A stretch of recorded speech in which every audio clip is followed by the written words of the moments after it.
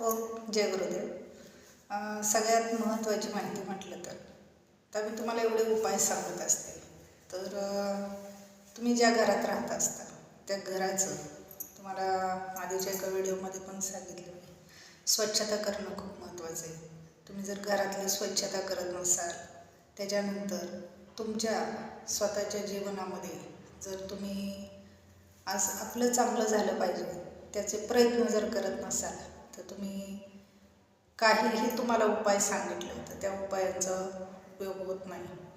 कारण जेव्हा काहीतरी आपण उपाय सांगतो ते तुम्ही आत्मसात करण्यासाठी तुमची तेवढी तयारी पाहिजे. तयारी म्हणजे कशी, की तुम्ही खरंच की आता आपल्याला भक्ती करायची किंवा आपली परिस्थिती बदलायची, त्या मार्गाने चाललं पाहिजे. त्या मार्गाने कसं चालायचं, तर जास्त तुम्हाला मी प्रत्येक वेळेला हेच सांगत असते की इकडं तिकडं डोकवण्यापेक्षा थोडंसं काहीतरी वाचन करायला सुरुवात करा.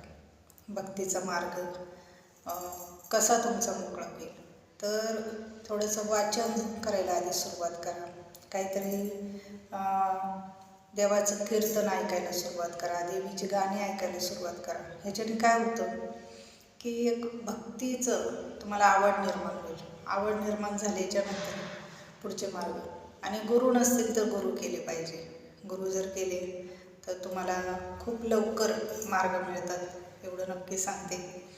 आणि त्याच्यानंतर तुम्हाला जे काही उपाय सांगितलेले असतात ते पण करा. आणि तुम्हाला सन्मार्गाला जाण्यासाठी पण काही अडचणी दूर करायला लागतात, त्यासाठी पण उपाय आहेत. तर मग उपाय असे करायचे आहेत की घरातली स्वच्छता करायची. त्याच्यानंतर बाथरूममध्ये एक काचेच्या बाउलमध्ये मीठ भरून ठेवायचं, खडे मीठ. त्याने काही नकारात्मकता असेल निघून जाते.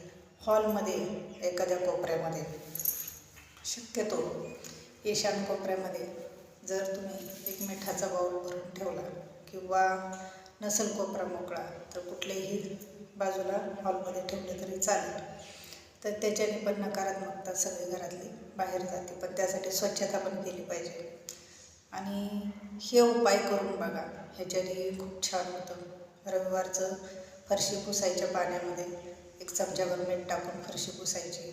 आणि आंघोळ करायच्या जेव्हा बादलीभर पाणी आंघोळीला घेतात त्यावेळेला एक मग पाणी घेऊन त्याच्यामध्ये मीठ टाकून ते पाण्याने आंघोळ करायची. आणि हे उपाय करत राहा. चॅनलला सबस्क्राईब केलं नसेल सबस्क्राईब करा. असो किंवा ओम जय गुरुदेव. आई राजा उदय.